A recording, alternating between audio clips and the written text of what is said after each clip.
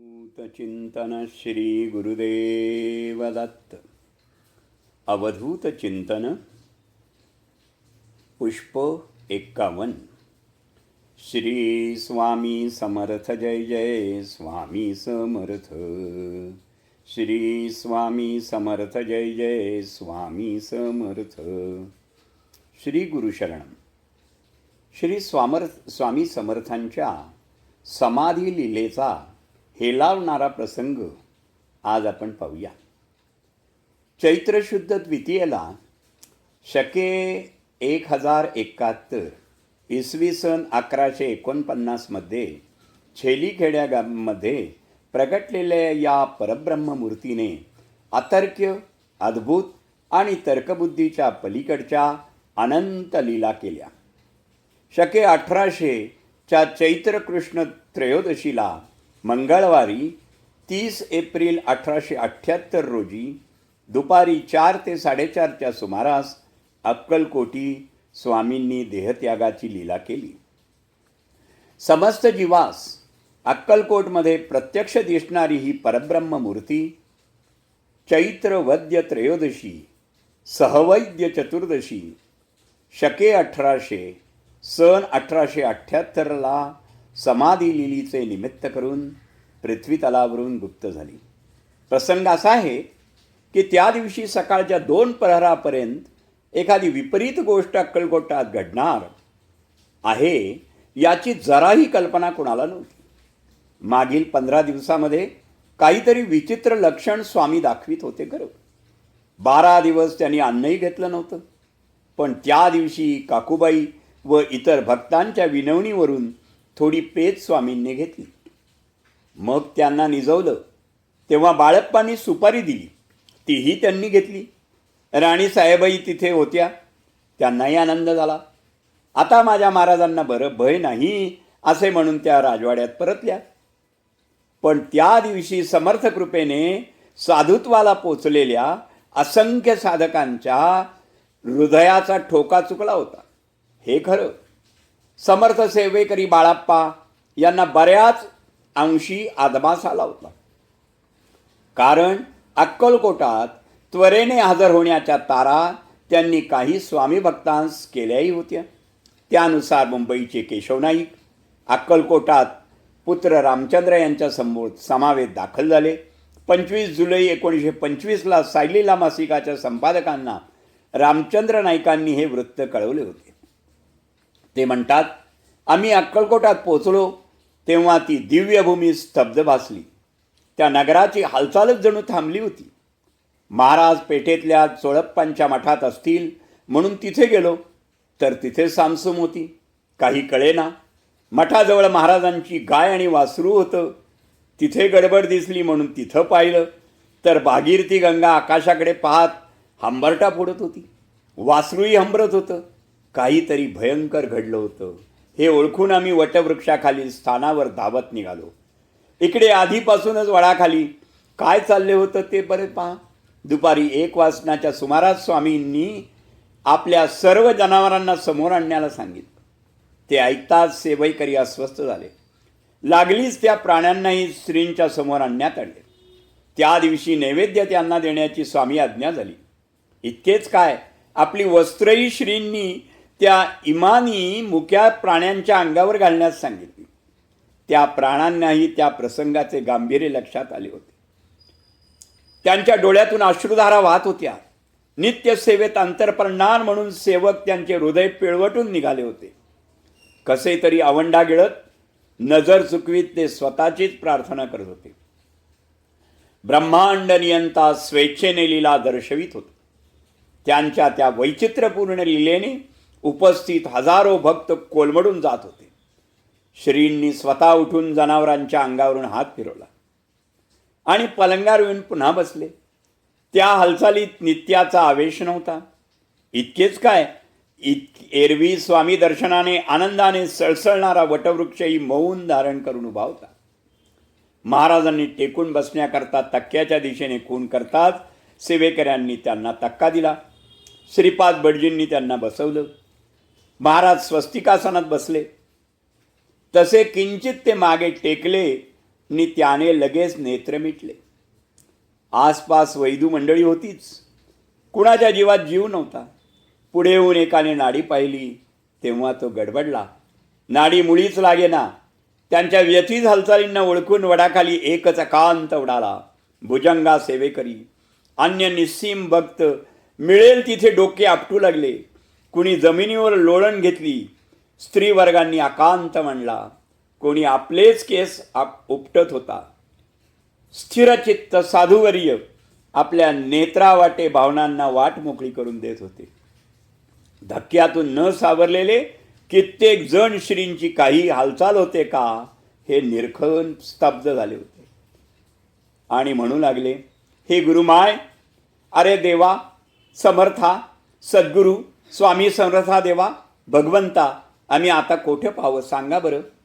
आज अशा विविध शब्दात समस्त जन आक्रंदन करीत होते. कुणीच कुणाला सावरू शकत नव्हता. अशा हलकल्लोळामध्ये थरथरणाऱ्या अक्कलकोटास अचानक एक क्षणिक सुखद धक्का बसला. श्रींनी आपले नयन सहज उघडले. प्रेमभावाने सर्वांना निहाळू लागले. सर्व गलबला थांबला. सारी लेकरे मायबाप सद्गुरूंच्या पलंगाभोवती जमा झाली. श्रींच्या वचनांना ग्रहण करण्यास ते एकवटले. तेव्हा समर्थमुखातून श्रीकृष्णावताराच्या वेळी त्यांनी सांगितलेले तेच अद्भुत वचन परत पुन्हा उच्चारले गेले. अन्यन्नाश्चिंतयन्तो मां ये जना पर्युपासते तेषान्नित्ययुक्तानां योगक्षेमं वहाम्यहम्. जो अनन्यभावे शरणागत मजसी पाहिल मुक्तीचा सोहळा, जिंकील जीवन कला, जो मजवरी विसंबला. समर्थ वचनाने सगळे भारावून गेलेले भक्तजण अनन्य शरणभावाने प्राण एकवटून स्वामी कृतीकडे पाहत होते. श्रींनी आशीर्वादाचे संकेत केले. दर हस्तकमल थोडेसे उंचावले आणि पुढच्याच क्षणी तो स्वप्नासारखा भास होता तो संपला. समर्थ निजानंदी निमग्न झाले. अंतकाळी त्यांच्या मुखातून खसखसी एवढे 3 पांढरे दाणे बाहेर पडले. नंतर स्वामी देह दरबार मंडळींच्या आग्रहामुळे पेठीतील मठाच्या ध्यानगुंफेत ठेवण्यात आला. वाजत गाजत मिरवणुकीने ढोलताशांच्या गजरात आतिषबाजीत त्यांच्या या समाधी लिलेस अंतिम स्वरूप देण्यात आले. 3 दिवस बाळप्पा समाधीत उतरून पूजा करीत होते. मग ते दगड लावून पुन्हा समाधी बंद करत असत. वडाखाली कर्जाळकरांच्या घरालगत छप्पर वजा विश्रांतीस्थळी मंगळवार 30 एप्रिल 1878 शके 1800 दुपारी 2 वाजता चैत्र वैद्य त्रयोदशी संपून चतुर्दशी सुरू झाल्यावर सायंकाळी 4:30 वाजता ही घटना घडली. पुढे तेथे भंडारखान्यातील दत्त मंदिरात असलेली एक शिवपिंडी वडाखालच्या समाधी प्रसंगस्थळी स्थापन करण्यात आली. हेच ते स्थळ आज अक्कलकोटामध्ये वटवृक्ष नामे देवस्थान नामे सुप्रसिद्ध आहे. स्वामी समर्थ महाराज यांनी रविवार दिनांक 30 एप्रिल 1878 रोजी चैत्र वैद्य चतुर्दशी त्रयोदशी शके 1800 बहुधान्य नाम संवत्सर अक्कलकोट येथे वटवृक्ष समाधी मठ स्थानी माध्यान्हकाळी आपल्या अवतार कार्याची समाप्ती केली. नंतर स्वामी समर्थ यांना श्री स्वामींचे परमशिष्य चोळप्पा यांच्या निवासस्थानाजवळ समाधीस्थ करण्यात आले. स्वामी होते, स्वामी आहेत आणि स्वामी हे असणारच आहेत. हम गया है, हम गया नहीं, जिंदा है या वाक्यातच विलक्षण जादू आहे. हे वाक्य लिहिलं, ऐकलं, वाचलं तरी खूप मानसिक समाधान मिळतं, सकारात्मकता येते आणि विस्कटलेली कामं योग्य मार्गी लागतात. भिवू नकोस, मी तुझ्या पाठीशी आहे या भयवचनाने. तर सर्व भीतीच संपवली. वाईट गोष्टींशी संकटांशी बिनधक्क तलवार घेऊन लढा. या युद्धात पूर्वकर्माने तुमच्यावरही वार होतील, तुम्ही खाली पडाल, पण स्वामी तुम्हाला पुन्हा उठवतील, लढण्याची ताकद देतील.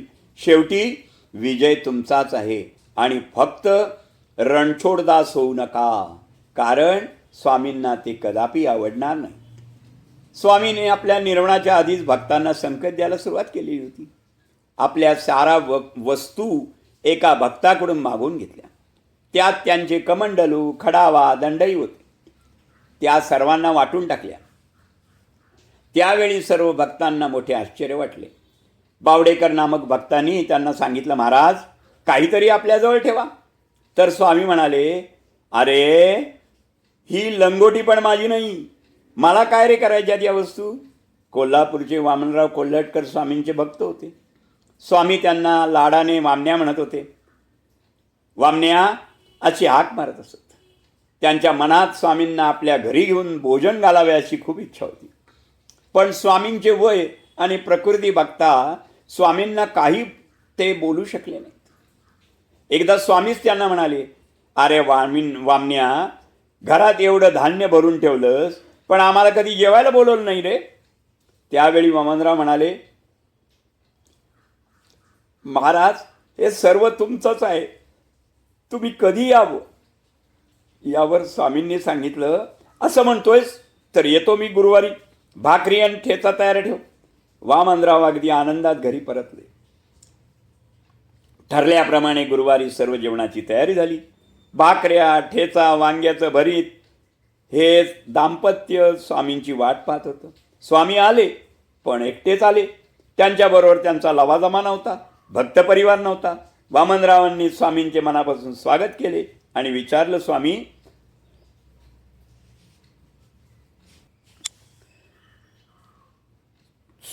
तुम्ही एकटेच आलात आज, कोणाला बरोबर का नाही आणलं तो.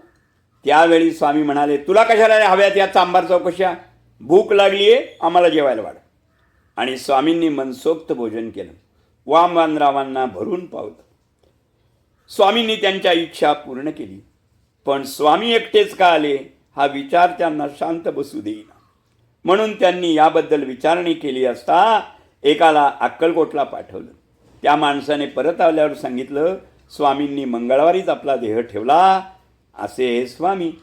देहत्यागाची लीला म्हणण्याचं कारण असं की स्वामी समर्थांनी प्रत्यक्ष देह ठेवलाच नाही. त्यांनी परमपूज्य श्री मामासाहेब देशपांडे महाराजांना स्वमुखाने सांगितलं होतं की गेले 800 वर्ष याच देहातून कार्य करीत असून पुढची 1000 वर्ष देखील हे कार्य चालूच राहणार आहे. शिवाय त्यांचं वचन आहेच, हम गया नहीं जिंदा है. त्यामुळे स्वामी महाराज कुठेही गेलेले नाहीत, फक्त आपले कार्य ते पडद्यामागून करत आहेत. बस इतकंच. स्वामी पूर्ण विश्वात आहेत, तर दुसऱ्या कुठल्या निजधामास त्यांना जायची गरजच काय. स्वामींनी अगोदरच सांगितल्याप्रमाणे बुधवार पेठेतील ब्रह्मानंद गुफेत स्वामी भक्तांनी जड अंतःकरणाने त्यांचा देह ठेवला. पण बाळाप्पा मात्र रोज स्वामींना अत्तर जावण्यासाठी त्या गुहेत उतरत असेत. 4 दिवसांनी स्वामींनी डोळे उघडून त्यांना सांगितले, बस झाले रे बाळ्या. त्या दिवसानंतर पुन्हा कुणी त्या गुहेत उतरलं नाही आणि दरवाजाही कायम बंद झाला. देहत्यागापूर्वी अक्कलकोट जवळील निलेगावच्या भाऊसाहेब जागीरदारांनाही श्री स्वामींनी शनिवारी घरी येऊ असे वचन दिलं होतं. त्या वचनात ती पूर्तता करण्यासाठी त्यांनी अद्भुत लीला दाखवण्यासाठी देहत्यागानंतर 5 दिवसांनी श्री स्वामी समर्थ निलेगावच्या वेशीबाहेर प्रगटले. या लीलेचं वैशिष्ट्य असं, स्वामी एकटे नाही, पूर्ण लवाजमा होता, सेवेकरी होते, सगळे प्रकटले. गावातील सर्व लोकांचे दर्शन झाल्यावर ते सगळ्यांसह अचानक कुठेतरी निघून गेले. लोकांनी खूप शोधलं. शेवटी दुसऱ्या दिवशी रविवारी त्यांना खुलाशासाठी अक्कलकोटात एक माणूस रवाना केला. तोवर दुपारी आणखी एक लीला घडली. स्वामी जागीरदारांच्या वाड्यात एकटेच प्रगटले, पूजा स्वीकारली, पण मौन बाळगून. भाऊसाहेबांना दर्शन देऊन ते साक्षात परब्रह्म तेथेच अदृश्य झालं. इकडे तो माणूस अक्कलकोटाहून स्वामींच्या मंगळवारी झालेल्या समाधीची वार्ता घेऊन परतला. निलेगावच्या भक्तांना या अतर्क्य स्वामी लीलेचे आश्चर्य वाटले. स्वामीप्रमाणे भरून आलं. आजही स्वामी समर्थ याच पावन देहाने प्रत्यक्ष कार्यरत आहे. भक्तांचा सर्वतोपरी प्रेमाने सांभाळ करीत आहेत, पुढेही करीत राहणार. स्वामी समर्थ हे नामच भक्तांना अभय देतं. स्वामी होते स्वामी आहेत आणि स्वामी असणारच आहेत. फक्त भक्ती आणि श्रद्धा हवी.